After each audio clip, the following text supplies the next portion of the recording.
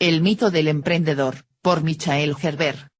¿Por qué no funcionan las pequeñas empresas y qué hacer para que funcionen? Página 18. Primera parte. El mito y las pequeñas empresas norteamericanas. Sección 1. El mito del emprendedor. Se intoxican con trabajo de forma que no pueden saber cómo son realmente. Aldous Huxley. El mito es el mito de los emprendedores. Está profundamente enraizado en los Estados Unidos y posee un halo de heroicidad. La imagen del emprendedor típico asociada a la de Hércules se nos aparece en la mente, un hombre o una mujer solos frente a las circunstancias, luchando contra los elementos, defendiendo arduamente aspectos inusitados, ascendiendo por escarpadas montañas, todo para llevar a término el sueño de crear un negocio de su propiedad. La leyenda tiene rasgos de nobleza, de elevación, de esfuerzos sobrehumanos, de un prodigioso compromiso con unos ideales a largo plazo. Aunque mi experiencia me dice que puede existir este tipo de personas, no es menos cierto que suelen ser raras. De los miles de propietarios de empresas a quienes he tenido oportunidad de conocer y con quienes he trabajado en los 2 últimos años, pocos de ellos eran auténticamente emprendedores cuando los conocí. Muchos se lanzan a esta aventura, sin tener la mínima idea de lo que es iniciar y mantener en forma sana a un negocio. Tenían una visión completa, pero que iba a menos con el tiempo. El entusiasmo por la escalada se había convertido en terror a las alturas. Se había llegado a esquivar la ladera de la montaña por la que había que escalar, en lugar de asumir que era allí por donde había que ascender. Iniciar un negocio, no es cosa de juego, de puros deseos.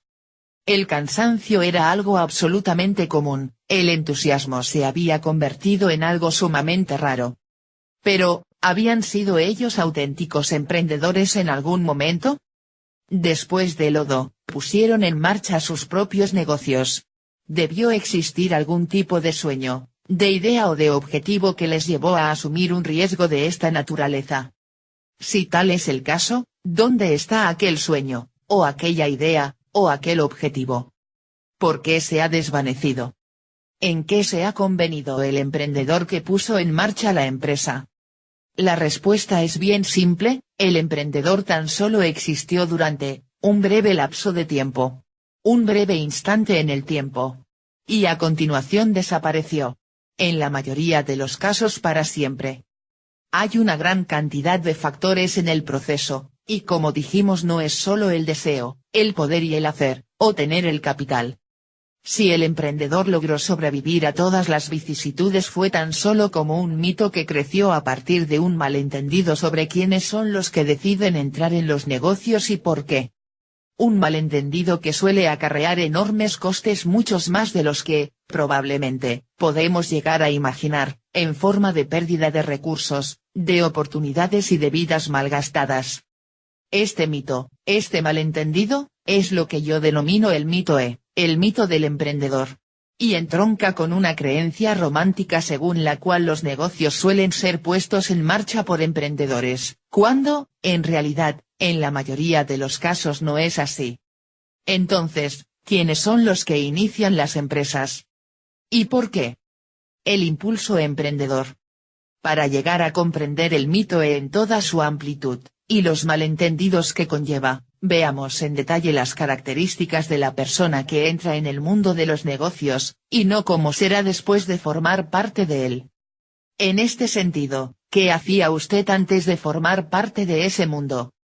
Era empleado y ya se ha enfadado de eso, visualiza toda su vida útil trabajando para otro y vivir además con la incertidumbre del desempleo. ¿Se instruyó usted acerca de todo lo que se necesita para ser emprendedor? Y, si está pensando entrar en el mundo de los negocios, ¿a qué se dedica en la actualidad? De hecho, si es como la mayoría de personas que he podido conocer, estaría trabajando para alguien. ¿Qué hacía?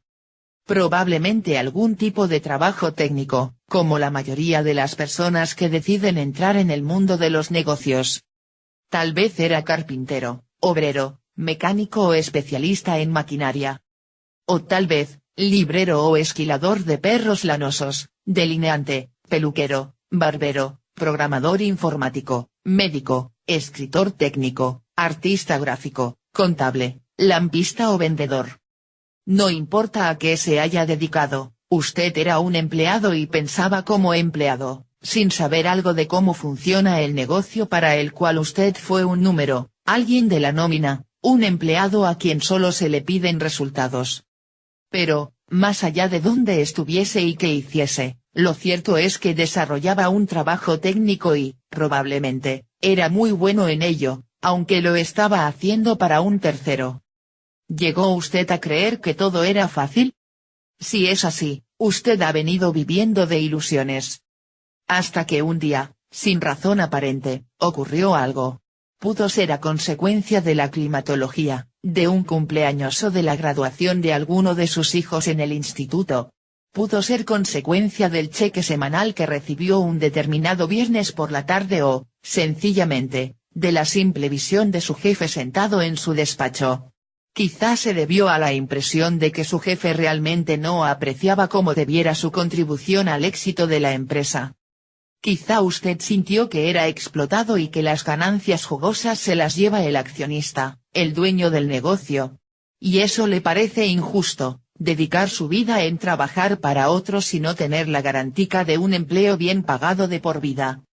Pudo no ser nada, eso no importa gran cosa, pero un día, sin razón aparente, se sintió súbitamente poseído por un impulso emprendedor, y a partir de aquel momento, su vida cambió. En su fuero interno, sonó algo parecido a: ¿por qué estoy haciendo esto?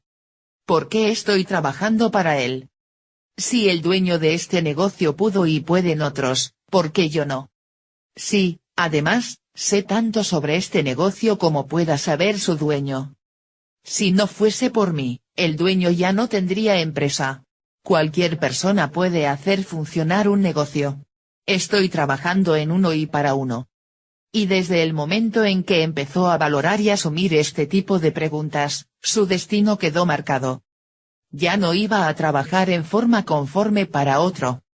La excitación que le producía la posibilidad de cortar las ataduras se convirtió, desde aquel momento, en su constante compañera de viaje. El sentimiento de independencia empezó a seguirle a todas partes, la idea de convertirse en su propio jefe, haciendo sus propias cosas, cantando su propia canción, llegó a ser algo absolutamente irresistible. Una vez afectado por el impulso emprendedor, ya no hay retorno, es algo que no se puede abandonar. Desde ese mismo momento debía poner en marcha su propio negocio. Pero, pregunto, ¿usted está preparado para esta guerra sin piedad? No señor, no es como irse de vacaciones. El supuesto fatal.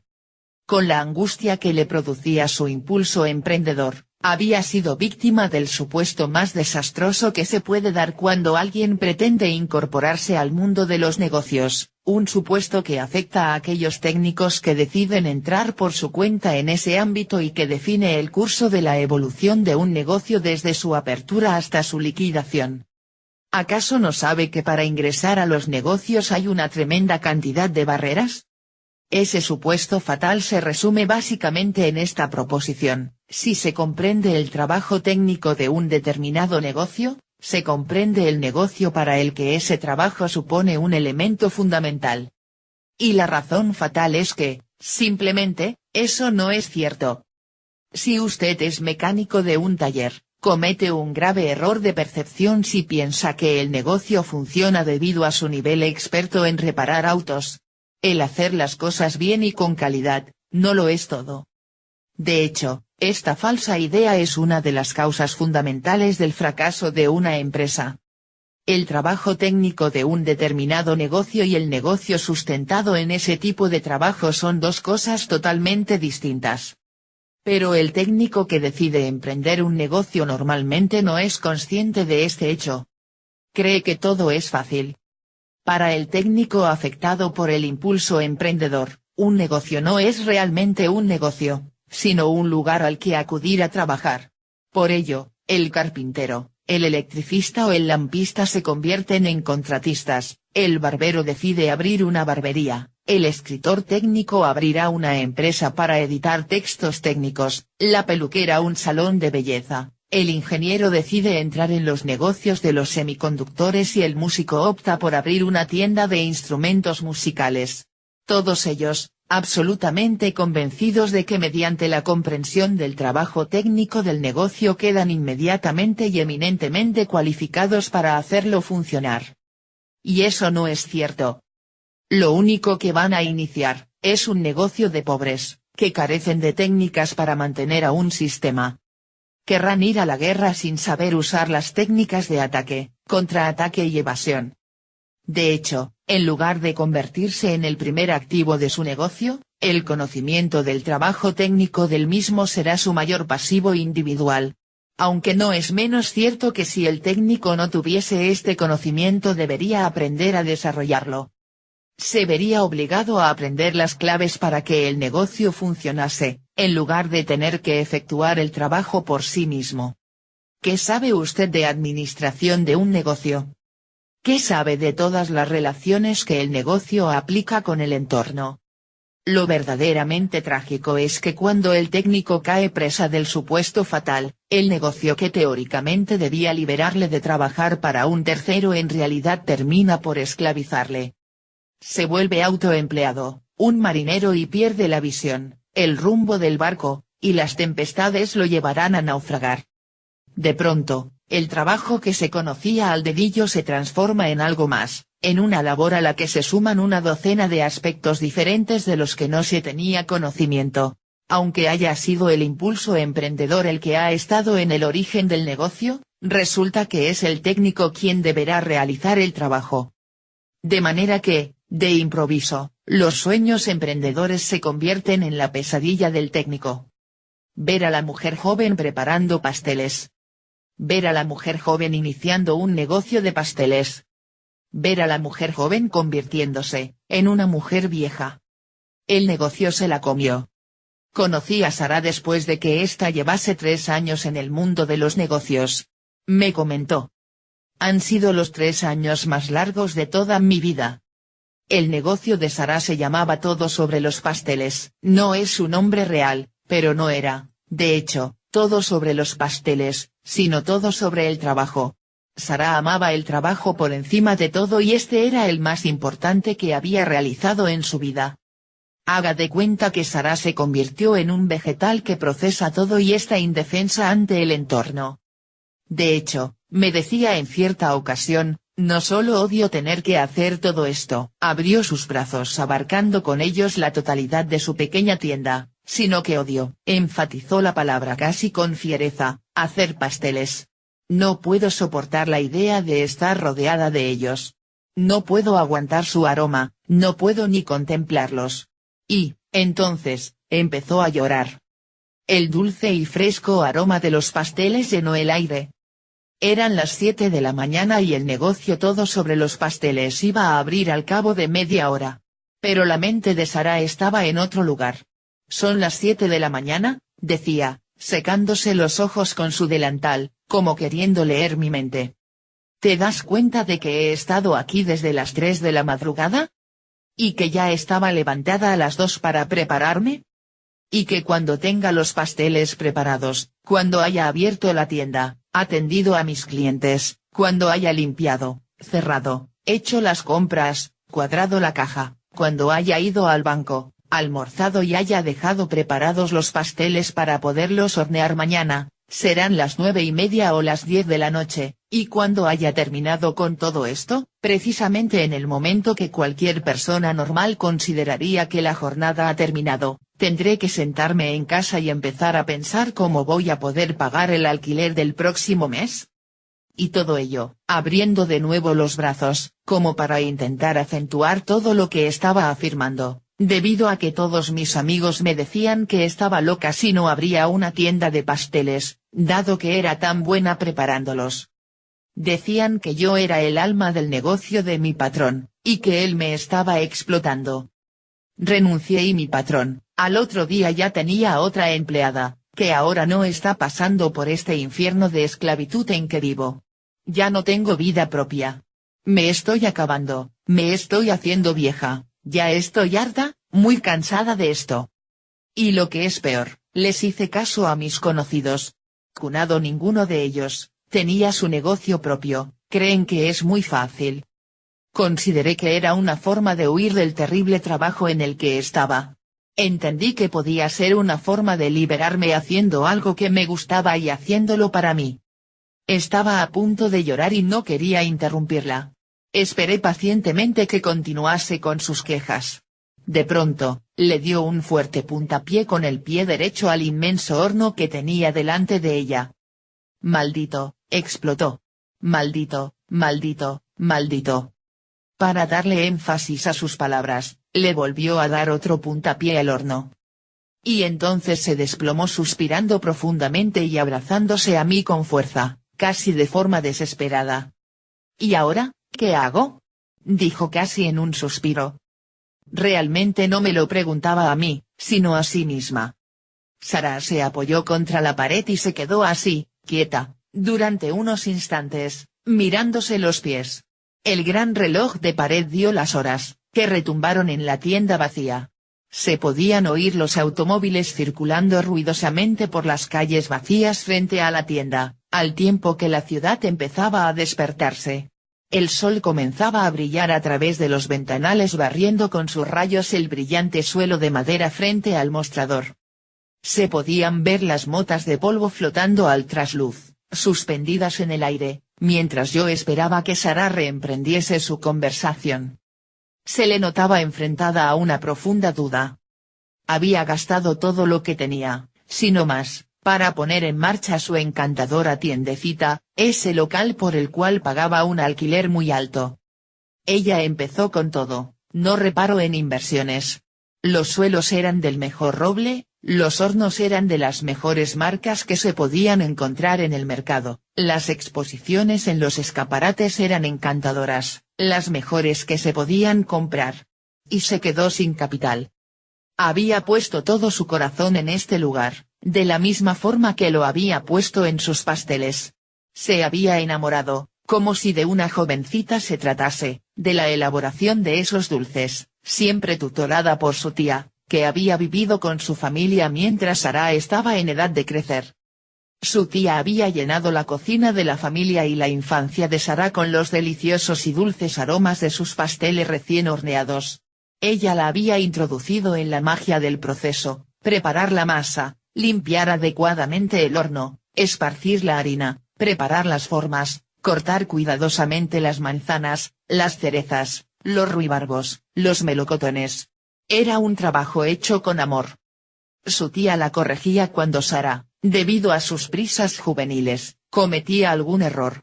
Ella le había dicho una y otra vez, «Sara, querida, tenemos todo el tiempo del mundo. La elaboración de pasteles es algo delicado, sin prisas, con amor, se tiene que hacer paso a paso.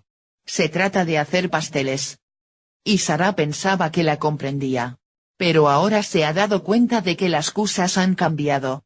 La elaboración de pasteles ha resultado algo ruinoso para ella. O por lo menos eso creía. Si un producto que se va a vender, tiene demasiados procesos, es un dolor de cabeza. El reloj siguió con su tañido enfático. Observé cómo Sara se estremeció de angustia. Pensé en lo opresivo que podía ser para ella encontrarse sumida en dudas, con las importantes deudas que había contraído y con tan pocos ánimos para enfrentarse a tantos problemas. ¿Dónde estaba su tía? ¿Quién iba a decirle qué era lo que debía hacer a continuación? La tía pensaba que solo era hacer ricos pasteles y que solitos se iban a vender. «Sara», le dije con tanto cuidado como fui capaz, «es el momento de volver a aprender todo lo que hay que saber sobre la elaboración de pasteles». ¿Qué es lo que hace un técnico que quiere iniciar su propio negocio?